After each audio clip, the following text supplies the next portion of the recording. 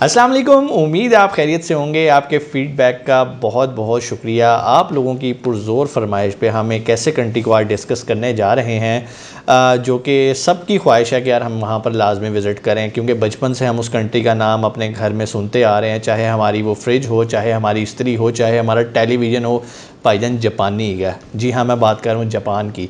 Japan एक ऐसा country यार जहाँ पर एटम बम पहली बार गिराए गए, तहस नहस हो गया, लेकिन वो फिर अपने पैरों पे खड़ा हुआ।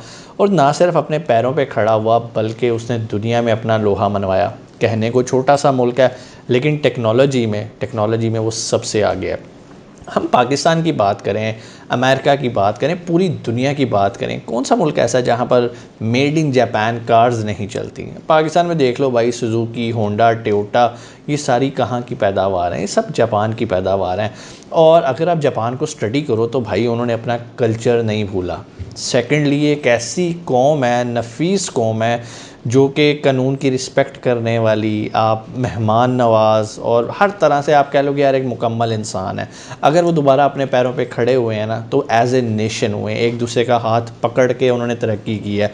यहाँ वाला कल्चर नहीं है कि भाई सुबह पेट्रोल महंगा हो रहा है तो लाइनों में लग के पेट्रोल भरवा लो, मेरी टैंकी भरनी चाहिए, बाकी बाढ़ में जाएं।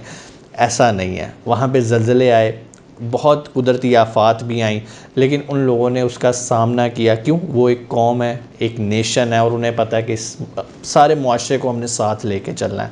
मैं तो ये कहता हूँ कि यार इतनी बेहतरीन कौम है कि अगर सिर्फ वो कलमा पढ़ लेना तो हम मुसलमानों से ज़्यादा बेहतर है। आजकल के मुसलमानों के चोरी, बुरी काम, सारे काम, जो चीज़ें हमारे अंदर हैं, झूठ वो नहीं बोलते। कमिटमेंट आपसे करेंगे, उस पर पूरा उतरेंगे, जो बात करेंगे उस पर खड़े रहेंगे। फिर अगर मैं टेक्निकल बात करूँ तो भाई पूरी दुनिया में जिसने भी फैक्ट्री लगानी होती है वो जाता है जापान के सारे फार्मूलाज पिक करता है। जापान ने आपको एक ऐसा वो पूरा स्ट्रक्चर दे दिया कि भाई अगर कामयाब होना है ना तो ये रोड मैप है, ये रास्ता है। चाहे वो 5S ट्रेनिंग हो, काइजन हो, कुछ भी हो, आपको चाइनीज़ की मदद लेनी पड़ती है एक कामयाब इंडस्ट्रियलिस्ट बनने के लिए। और उसकी वजह यह है कि उन लोगों ने बड़ी मेहनत करके ये छोटी छोटी चीज़ें, छोटे छोटे कानून बना के अपने ना सिर्फ घरों के अंदर इम्प्लीमेंट किए हैं, बल्कि अपनी इंडस्ट्रीज़ के अंदर, अपने स्कूल्स के अंदर अपने बच्चों को छोटी उम्र से ही सिखा दिया।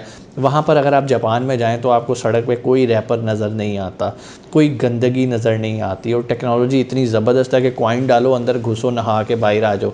लाइक आपको ये वेट नहीं करना कि मैं घर जाऊँगा नहाऊँगा, या सुबह अगर आपको देर होगी आप जाते हुए रोड पे नहा सकते हो। वहाँ पे there is not an issue. और इतनी ज़बरदस्त टेक्नोलॉजी, गाड़ियाँ जा रही हैं, हर चीज़ ऑटोमेटिक है, वाइंडिंग मशीन्स लगी हुई हैं, जगह जगह आपको दुकानों से ज़्यादा ये चीज़ मिलेगी। इवन उनके रेस्टोरेंट्स में अब रोबोट्स काम करते हैं। यार ये हालात हैं उनके जापान के। खैर ये तो सारी मैंने आपको थोड़ी सी कुछ बातें बता दी जापान की। जापान के साथ हमारा ताल्लुक़ इस तरह से है कि आपको पता है कि मार्शल आर्ट्स का हब है जापान, वहाँ से मार्शल आर्ट ओरिजिनेट हुई। अगर आप कराटे की बात करो तो इसके अलावा ताइक्वांडो भी वहाँ पर खेली जाती है, और हमारी टीम्स भी जाती हैं जापान में कंपटीशन में पार्टिसिपेट करने के लिए। तो इस लिहाज से जापान एक बेहतरीन मुल्क है। अब बात करते हैं कि भाई जापान में, जो कि हमारा मेन टॉपिक होता है पाकिस्तानियों का, सर हम कैसे जा सकते हैं जापान।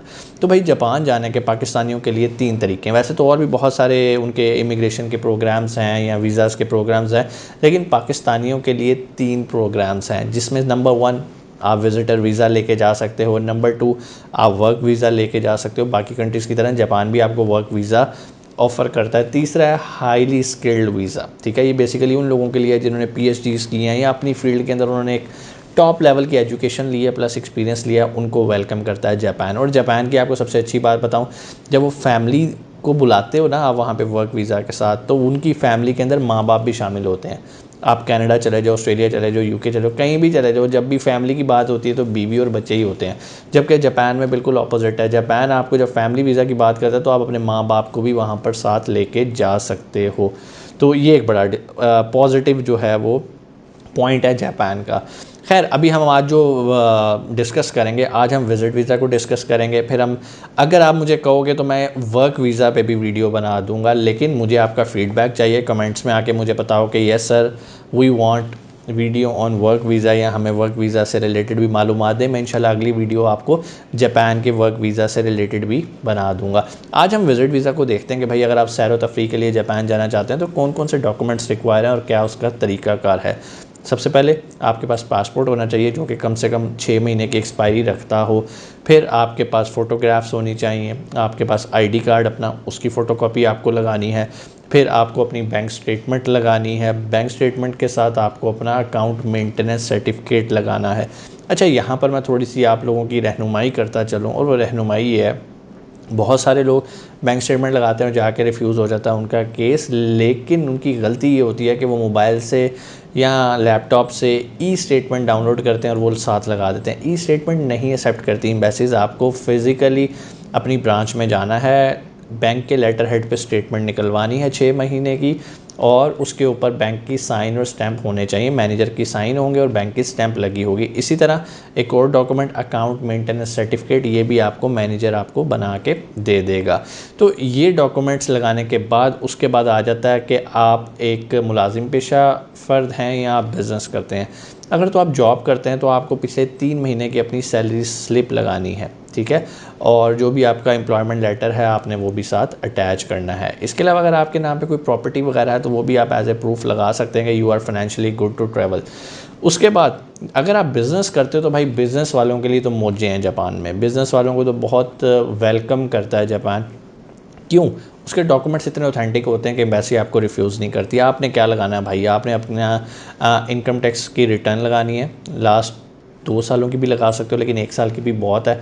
फिर इसके अलावा आपने अपना चैम्बर का सर्टिफिकेट लगाना है। अब हर बिजनेसमैन चैम्बर ऑफ कॉमर्स का मेंबर होता है। जिस भी वो सिटी में रहता है, हर सिटी की चैम्बर ऑफ कॉमर्स है और वो वहाँ का मेंबर होता है। आपने अपनी चैम्बर ऑफ कॉमर्स में जाना है, मेंबरशिप सर्टिफिकेट लेना है और उसको आपने अपने डॉक्यूमेंट्स के साथ अटैच कर देना है। मतलब कहने का मतलब ये है कि आपने प्रूफ करना है कि yes you are a businessman.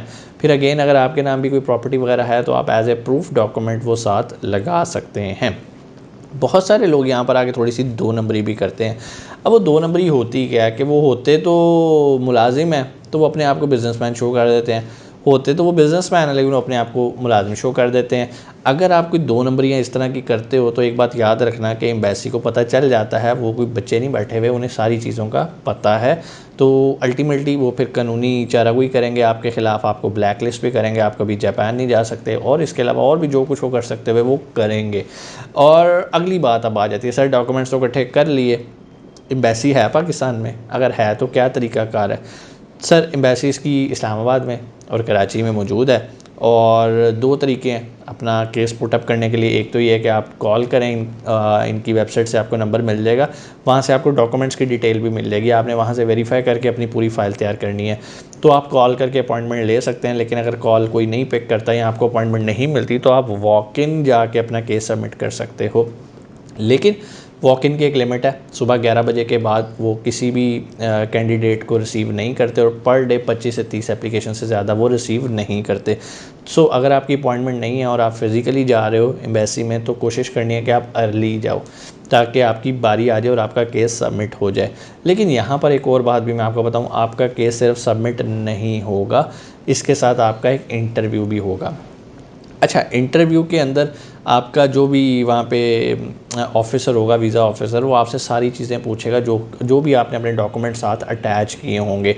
और एक और डॉक्यूमेंट भी जो कि जिसको हम कहते हैं कवर लेटर, वो भी एक लाजमी डॉक्यूमेंट है जो कि अटैच होता है। और मेक श्योर जो भी कवर लेटर के अंदर चीज़ें लिखी हों आपको पता हो कि वो क्या लिखी हुई हैं, क्योंकि वीज़ा ऑफ़िसर आपसे आपके फेस एक्सप्रेशंस देखेगा, वो सारे सवाल करेगा और अगर आपको लगेगा हैं ये कहाँ लिखा है, ये कौन सा सवाल करा है, ये तो कवर लेटर में लिखा ही नहीं है, वो समझेगा कि यार ये कवर लेटर आपने फ़ेक बनवाया है किसी से और ये आपका रेलिवेंट नहीं है और चांसेस हैं कि आपका वीज़ा रिफ्यूज़ हो जाएगा। तो जो चीज़ें आपने कवर लेटर के अंदर लिखनी है वो आपको पता होनी चाहिए कि यस ये मैंने किया है।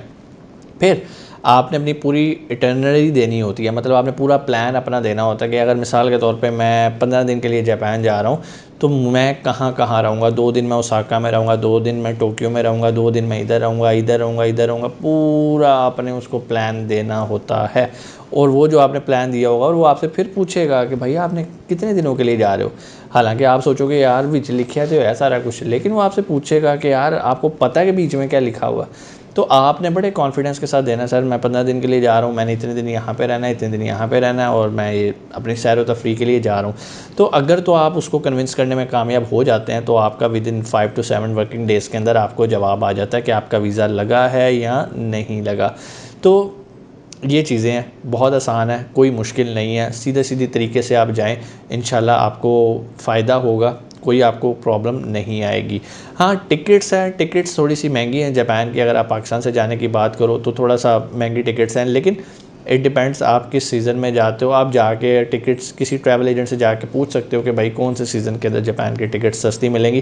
खैर अब सस्ता तो कुछ नहीं रह गया भाई, डॉलर जहाँ तक चला गया हुआ है। और चूँकि एयर फ्रेट्स का ताल्लुक हमें डॉलर्स में ही पड़ता है, क्योंकि टिकट्स का ताल्लुक भी डॉलर से होता है, प्लस फ्यूल बहुत महंगा हो चुका हुआ है, तो इस वजह से प्राइसेस जो हैं टिकट की वो एक्सपेंसिव हो रही हैं। अब यहाँ पर एक बहुत सारे लोग सवाल करते हैं कि सर अच्छा हमने केस तो सबमिट कर दिया, तो हमें कितने का चालान जमा कराना है, मतलब वीज़ा की फ़ीस कितनी है। तो भाई सबसे खूबसूरत बात जापान की, जापान आपसे कोई विज़िट वीज़ा फ़ीस चार्ज नहीं करता, मतलब ये फ्री ऑफ कॉस्ट वीज़ा है, ठीक है।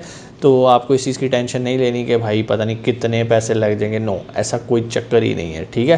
सिर्फ डॉक्यूमेंट्स आपने लेने हैं, जाना है एम्बेसी के अंदर, अपना केस पुटअप करना है, और अगर वीज़ा ऑफिसर को समझ में आए तो आपका वीज़ा वो लाजमी आपको अलॉट करेगा, क्योंकि वो तो उसे पता है कि अगर आप उसके मुल्क में जाओगे तो जाके पैसे ही खर्चोगे ना, तो अल्टीमेटली उनकी इकॉनमी बेहतर होगी। और कोई भी सवाल आप कमेंट सेक्शन में आके कर सकते हैं, लेकिन इनकी ऑफिशियल वेबसाइट को लाजमी जाके देख लीजिएगा। अगर आपको नहीं मिले तो डिस्क्रिप्शन में लिंक होगा, आप वहाँ पर उस लिंक के थ्रू भी मज़ीद मालूमात ले सकते हैं। और अगर आप चाहते हैं कि मैं वर्क वीज़ा पे भी वीडियो बनाऊं तो भाई कमेंट सेक्शन में आके मुझे अपना फीडबैक दीजिएगा, इंशाल्लाह मैं उस टॉपिक पे भी आपके लिए वीडियो लेकर आऊँगा। इंशाल्लाह आपसे मुलाकात होती है अगली वीडियो में। अपना बहुत सारा ख्याल रखिएगा। पाकिस्तान जिंदाबाद।